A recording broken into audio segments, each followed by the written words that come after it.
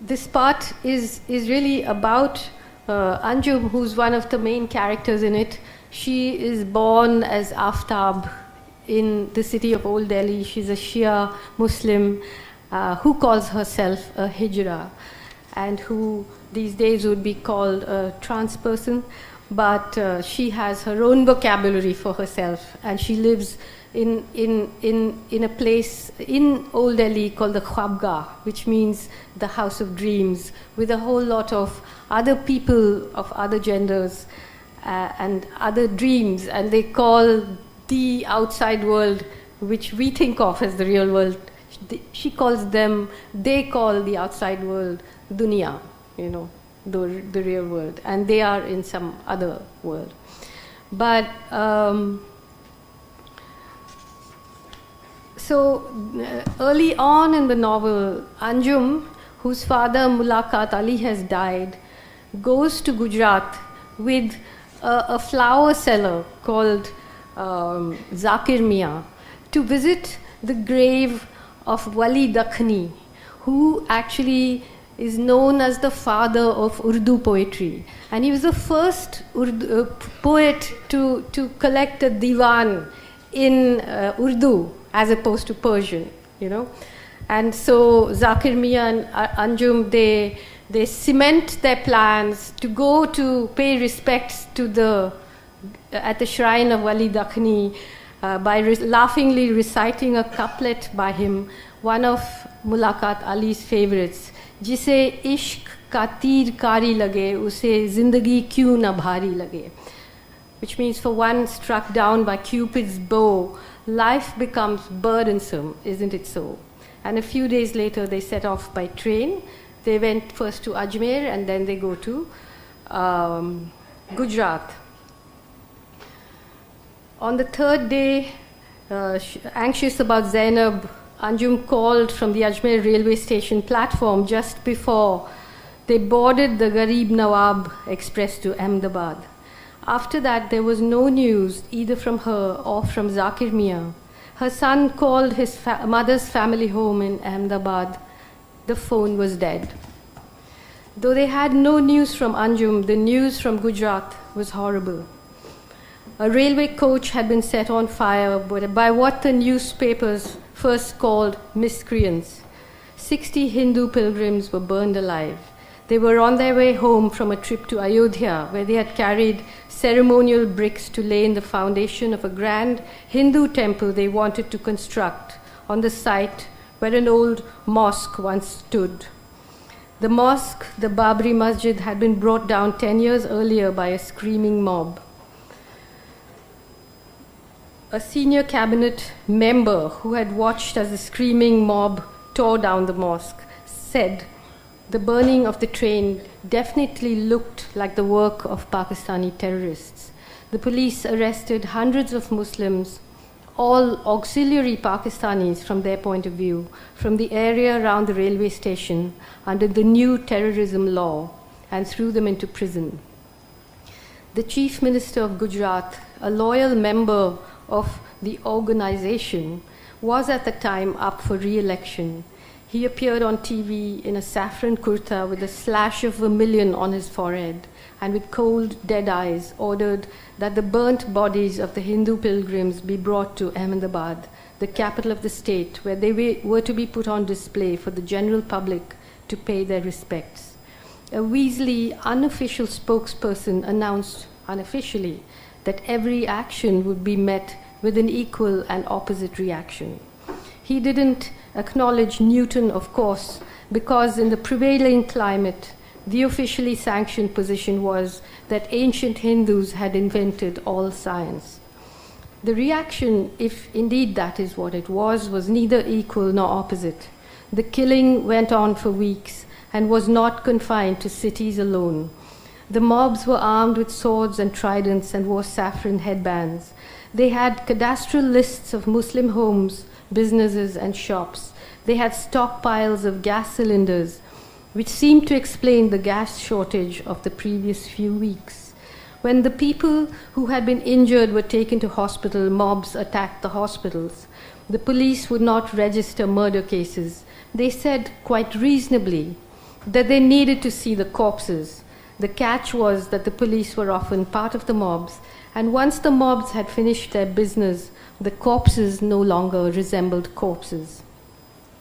Nobody disagreed when Saida, who loved Anjum, suggested that the soap operas on TV be switched off and the news be switched on and left on in case by some small chance they could pick up a clue about what might have happened to Anjum and Zakir Mia. When flushed, animated TV news reporters shouted out their pieces to camera from the refugee camps where tens of thousands of Gujarat's Muslims lived, in the Khwabga they switched off the sound and scanned the background, hoping to catch a glimpse of Anjum and Zakir Mia, lining up for food or blankets or huddled in a tent. They learned in passing that Wali Dakhani's shrine had been razed to the ground and a tarred road built over it, erasing every sign that it had ever existed. Neither the police nor the mobs nor the chief minister could do anything about the people who continued to leave flowers in the middle of the new tarred road where the shrine used to be. When the flowers were crushed to paste under the wheels of fast cars, new flowers would appear. And what can anybody do about the connection between flower paste and poetry? Saida called every journalist and NGO worker she knew and begged him to help her, but nobody came up with anything. And so then, anyway, finally they find Anjum and bring her back to the Khwabga, but Zakir Mia has been killed, old Zakir Mia, the flower seller. So Anjum stays in the Khwabga for a while, but what has happened has disturbed her so much that she cannot live her normal life anymore. She just can't act as if, nothing has happened. And so she just decides to leave the Khwabga and move into a local graveyard and live amongst the graves and amongst the graves of her parents. And, over the years, she builds a Jannat guest house in the graveyard, and that's much of the book is about that. So I'm just going to read a little bit about what happens to her when she moves into the graveyard. On her first night in the graveyard, after a quick reconnaissance, Anjum placed her Godrej cupboard and her few belongings near Mulakat Ali's grave and unrolled her carpet and bedding between Ahlam Baji and Begum Ranata Mumtaz Madam's grave. Not surprisingly, she didn't sleep. Not that anyone in the graveyard troubled her. No jinns arrived to make her acquaintance. No ghosts threatened a haunting. The smack addicts at the northern end of the graveyard, shadows just a deeper shade of night, huddled on knolls of hospital waste in a sea of old bandages and used syringes, and didn't seem to notice her at all. On the southern side, clots of homeless people sat around fires cooking their meager, smoky meals. Stray dogs in better health than humans sat at a polite distance, waiting politely for scraps. In that setting, Anjum would normally have been in some danger, but her desolation protected her. Unleashed at last from social protocol, it rose up around her in all its majesty, a fort with ramparts, turrets, hidden dungeons, and walls that hummed like an approaching mob. She rattled through its gilded chambers like a fugitive absconding from herself. She tried to dismiss the cortege of saffron men with saffron smiles who pursued her with infants impaled on their saffron tridents, but they would not be dismissed. She tried to shut the door on Zakir Mia, lying neatly folded in the middle of the street like one of his crisp cash birds, because he used to make these little bird garlands, with 1 rupee notes. But he followed her, folded through the closed doors on his flying carpet. She tried to forget the way he had looked at her just before the light went out of his eyes, but he wouldn't let her. She tried to tell him that she had fought back bravely as they hauled her off his lifeless body, but she knew very well that she hadn't. She tried to unknow what they had done to all the others, how they had folded the men and unfolded the women, and how eventually they had pulled them apart, limb from limb, and set them on fire. But she knew very well that she knew. They who? Newton's army, deployed to deliver an equal and opposite reaction. 30,000 saffron parakeets with steel talons and bloodied beaks, all squawking together. Musalman ka ek hi stan, Kabristan ya Pakistan.